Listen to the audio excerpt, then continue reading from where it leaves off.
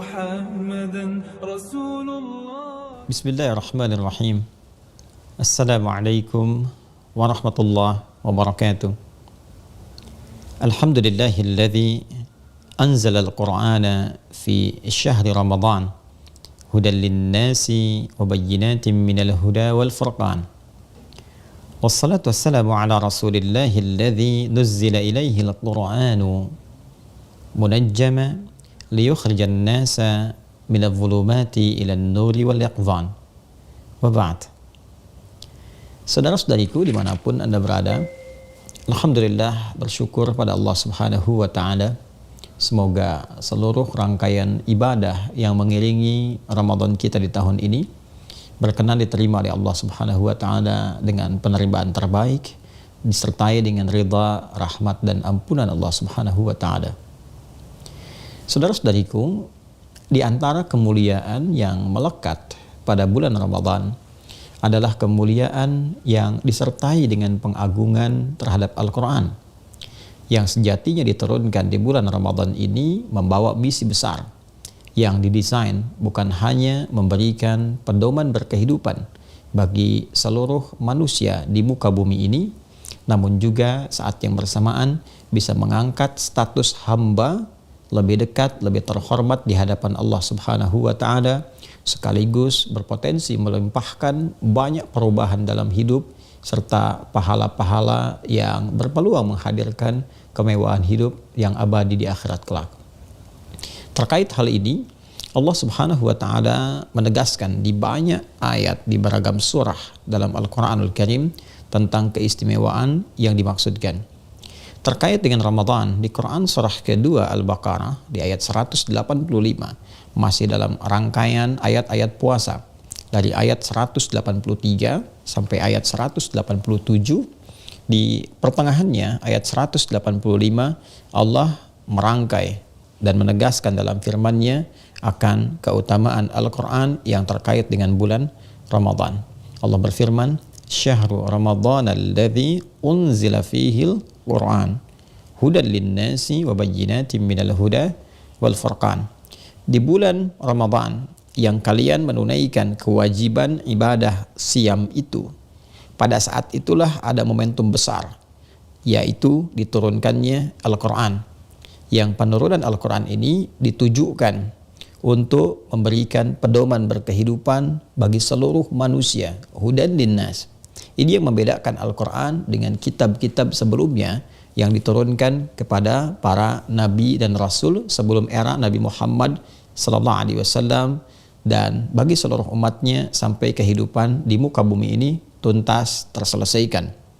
Sebelum era Nabi Muhammad SAW, tentu setiap nabi rasul diberikan oleh Allah kitab yang berisi pedoman berkehidupan untuk umatnya masing-masing. Nabi Musa alaihissalam misal sangat viral diketahui mendapatkan Taurat, satu kitab bimbingan untuk umat beliau di masa itu. Ketika diturunkan Taurat, Allah menegaskan fungsi Taurat itu adalah pedoman berkehidupan dan disebut dengan hudan. Di Quran surah ke-17 Al-Isra di ayat kedua misalnya, wa ataina Musal kitaba wa ja'alnahu hudan li bani Israil.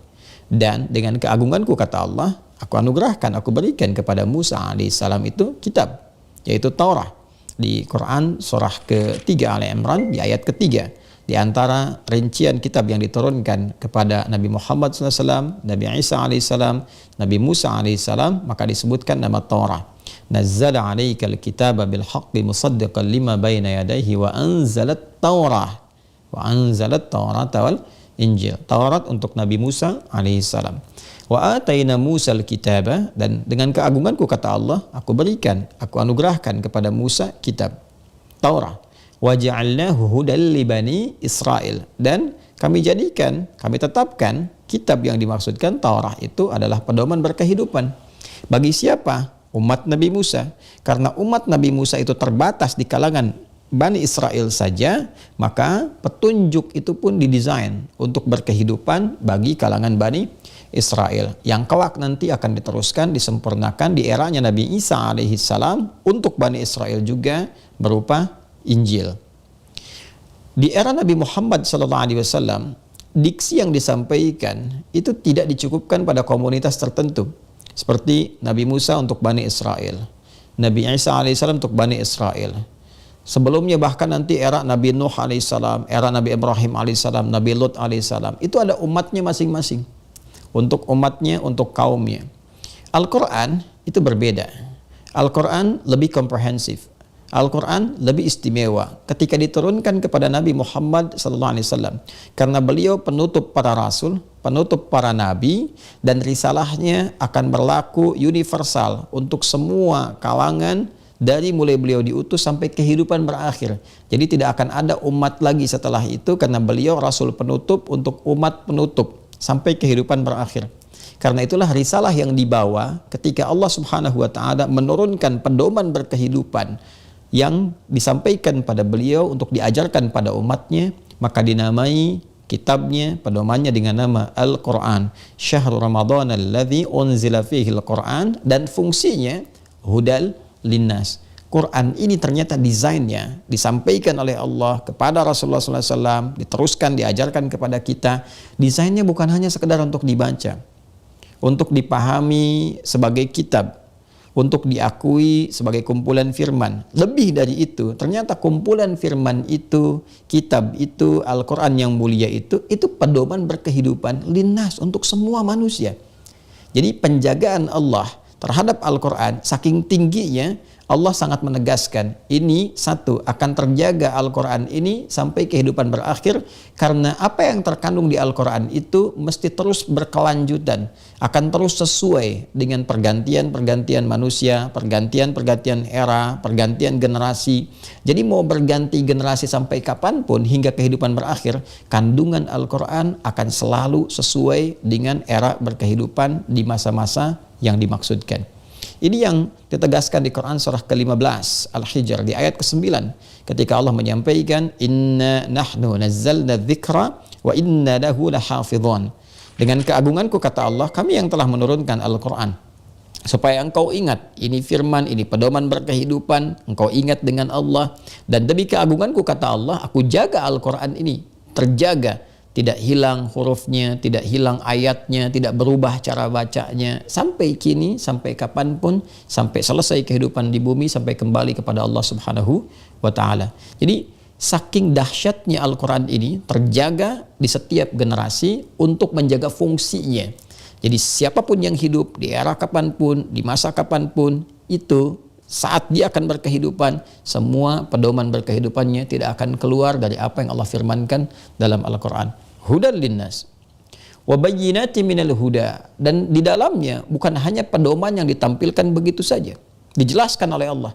Ini bagian-bagian dalam kehidupan, dari mulai kita dalam kandungan, bahkan sebelum terlahir, saat dilahirkan, tumbuh berkembang, remaja, fase pemuda, pemudi, sampai berumah tangga, sampai jadi ayah, ada anak-anak, sampai ada jadi kakek, jadi nenek, secara keluarga, secara sosial, ada yang punya tugas-tugas tertentu, ada yang barangkali aktivitasnya yang aktif di kedinasan, ada yang di birokrasi, di militer, semua aspek kehidupan yang mungkin dilakukan, itu petunjuknya ada dalam Al-Quran.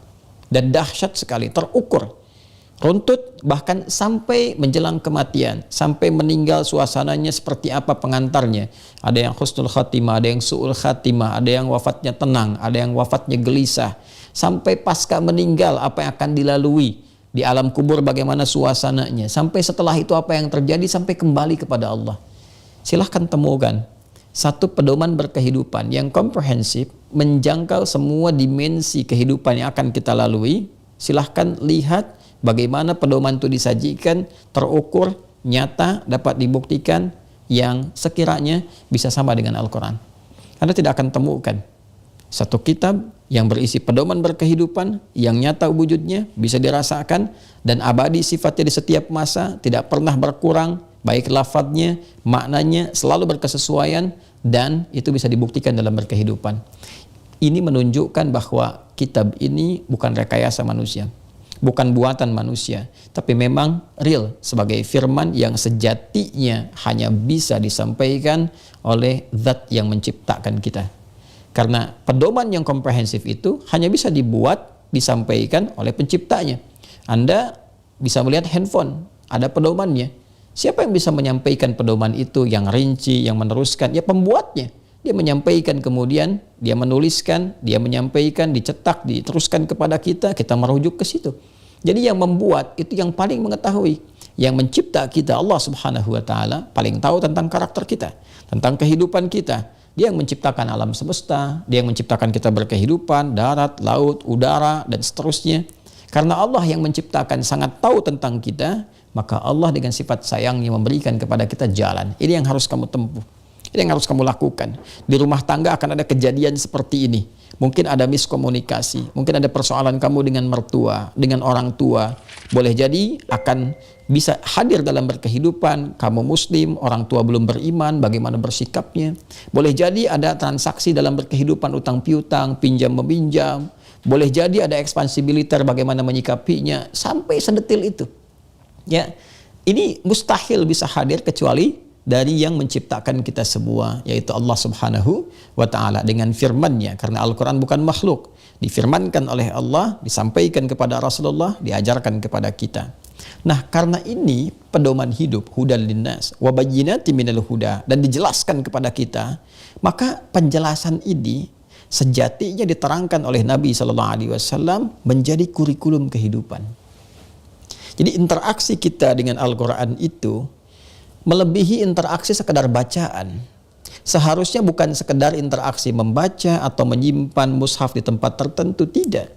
Ya, yang paling dahsyat adalah kalau kita ingin merasakan kenikmatannya, berkahnya, kebaikannya, kesuksesannya, maka posisikan Al-Quran sebagai firman yang membimbing kita berkehidupan. Posisikan Al-Quran sebagai kurikulum kehidupan. Karena itu, di dalam surah Al-Isra, di ayat ke-9, Allah Subhanahu wa ta'ala memberikan garansi, jaminan yang pasti kepada setiap hamba. Ketika diikuti petunjuk Al-Quran ini, pasti manusia akan selalu berada dalam track yang terbaik. Yang lurus, lurusnya itu paling lurus, paling benar, paling terbaik. Ini yang dimaksudkan, inna hadzal qur'ana yahdi lillati hiya aqwam. Kata Allah, sungguh aku bersumpah dan menggunakan inna di situ. Huruf taukid dan nasab untuk meyakinkan, menguatkan, membuka kepada kita gambaran tentang sesuatu yang akan disampaikan. Aku tegaskan, kata Allah, Al-Quran ini bukan sekedar diturunkan untuk sekedar dibaca, bukan. Tapi yahdi lillati hiya aqwam, akan membimbing kamu, menunjukkan kamu, mengarahkan kamu kepada segala jalan hidup yang paling lurus. Aqwam. Aqwam itu bentuknya isim tafdil, ya superlatif, lebih dari biasanya. Jadi apapun yang Anda kerjakan di rumah tangga, kalau Anda ikuti pedomannya, maka rumah tangga Anda akan menjadi rumah tangga yang paling lurus. Ingin bahagia, bahagianya paling bahagia. Ingin sukses, paling sukses. Ingin damai, paling damai. Karena kurikulumnya ada di situ. Jadi cara kita berinteraksi dengan Al-Quran, sederhananya kita ada di level apa, di tingkat aktivitas apa, keluarkanlah kemudian bimbingan kurikulum kehidupan yang ada di Al-Quran yang sesuai dengan apa yang sedang kita lakukan dalam berkehidupan. Ya, contoh misalnya ada standar kita. Kita merasakan saya di keluarga posisi sebagai ayah misalnya. Anda yang ada sebagai ibu, ada suami, ada istri, ada ayah, ada ibu, ada anak-anak. Keluarkanlah di Al-Quran. Bagaimana karakteristik seorang ayah? Apa tugas-tugasnya? Seperti apa idealnya dia bersikap? Demikian untuk ibu, demikian untuk anak. Lalu tilawahi ini, kaji, pahami, dan praktekkan dalam berkehidupan. Itu dijamin, kata Allah, yahdi lillati hiya aqwam. Itu akan ditunjukkan bagaimana bersikap, berkarakter yang terbaik sehingga menjadi ayah Qurani yang terbaik, ibu Qurani. Dan ini yang menyampaikan, yang menciptakan kita, ya kan? Yang menciptakan kita, memberikan bimbingan kepada kita, dan luar biasanya, semua bimbingan ini di setiap step kehidupan yang kita lalui, termasuk beraktivitas. Anda yang jadi pengajar, yang jadi pebisnis misalnya, itu kita bisa keluarkan ayatnya. Oh, ini ayat yang terkait dengan kedokteran, ayat-ayat bisnis. Jadikan kurikulum dalam berkehidupan.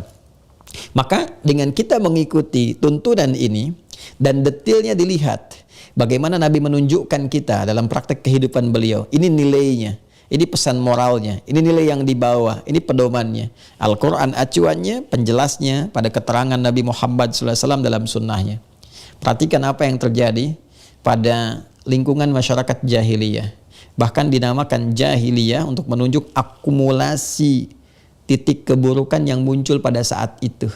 Jadi bagaimana titik-titik terendah yang muncul pada saat itu, baik kriminalitasnya, pergaulan sosialnya, keburukannya, berakumulasi menjadi nilai-nilai yang tidak memiliki peradaban. Lantas datang Al-Quran, dibimbing oleh Nabi kurikulumnya, kemudian diajarkan secara detail, secara bertahap. Memperbaiki dari aspek personal, individual, sampai ke aspek sosial kemasyarakatan. Dibimbing satu-satu, 1, 2, 3, 4 stepnya. Apa yang terjadi? Mereka berhasil mentransformasikan diri mereka dari citra jahiliyah menjadi khairu ummah. Dan itu mendapat pengakuan langsung yang ditetapkan oleh Allah Subhanahu wa taala dalam Al-Qur'an di surah ketiga Ali Imran ayat 110. Kuntum khaira ummatin ukhrijat linnas. Kalian adalah umat terbaik yang pernah dilahirkan dari kalangan manusia yang berkehidupan di bumi. Anda bisa bayangkan dari jahiliyah bertransformasi menjadi khairu ummah. Dan ini bukan fiksi. Mereka bukan tokoh-tokoh fiktif. Ya, kita bisa lacak dalam sejarah.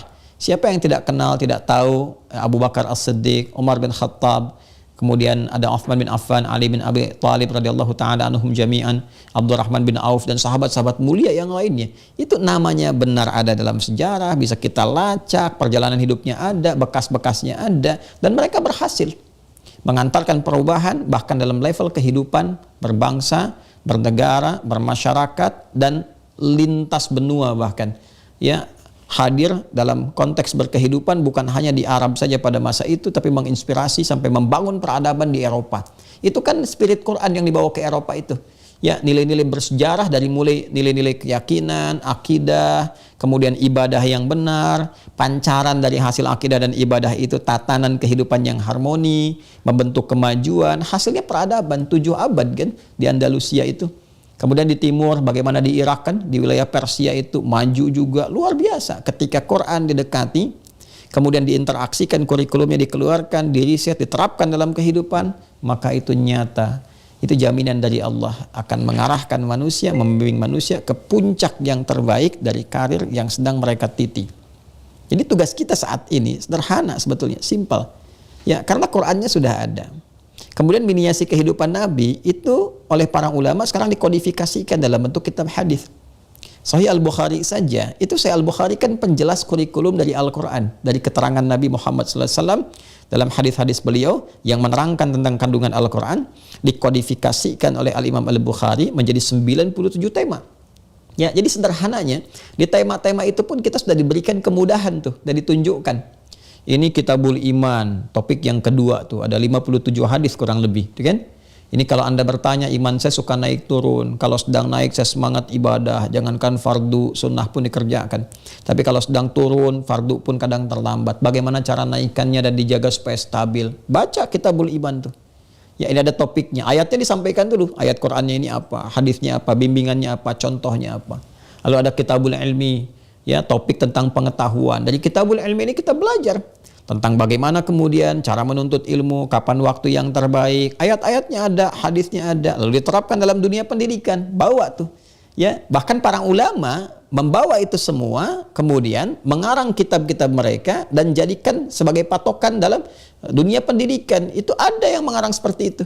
Ya, seperti Al-Imam An-Nawawi saja punya kitab At-Tibyan misalnya fi adab hamalatil Quran. Itu dirincikan tentang hadis-hadis Nabi, ayat-ayat Al-Quran, bagaimana menjadi siswa yang baik, guru yang baik, sampai diatur cara masuk ke ruang belajar seperti ini, berinteraksi dengan guru begini, dengan teman-teman begini, dan hasilnya berkah. Lihat orang-orang dulu.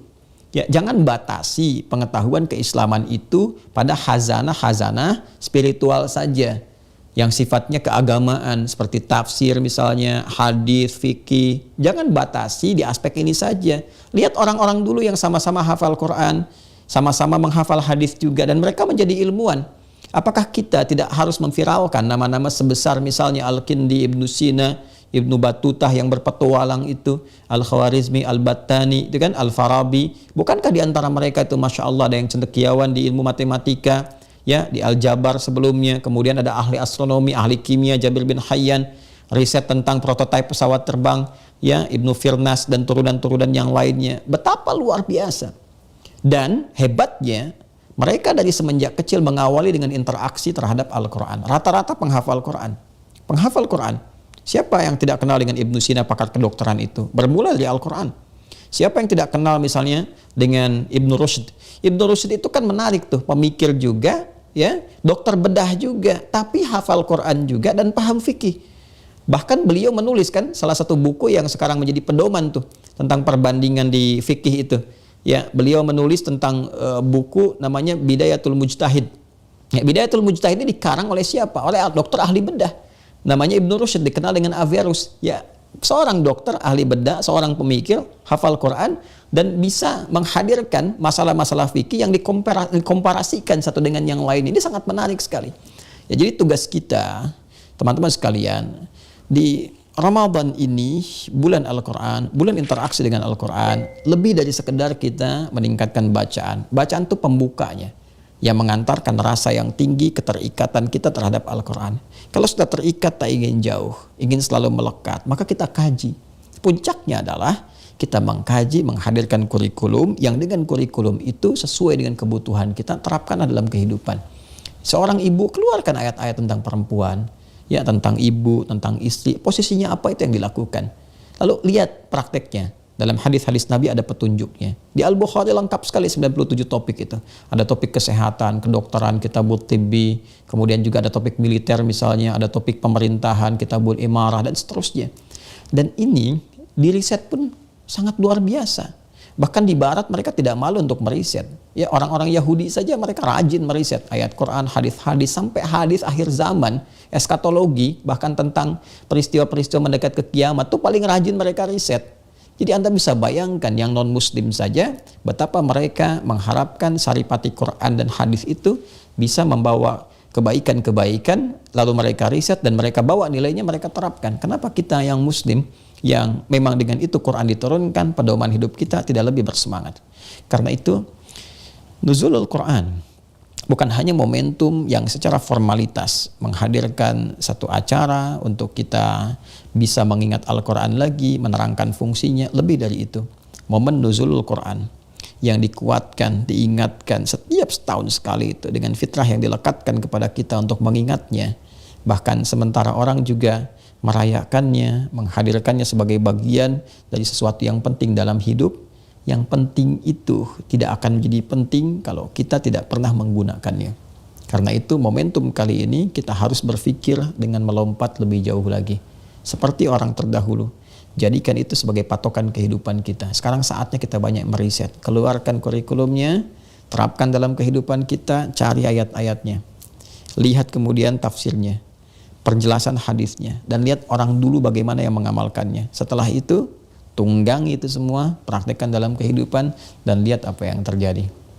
Menariknya, semua itu bukan hanya akan bermanfaat saat di dunia.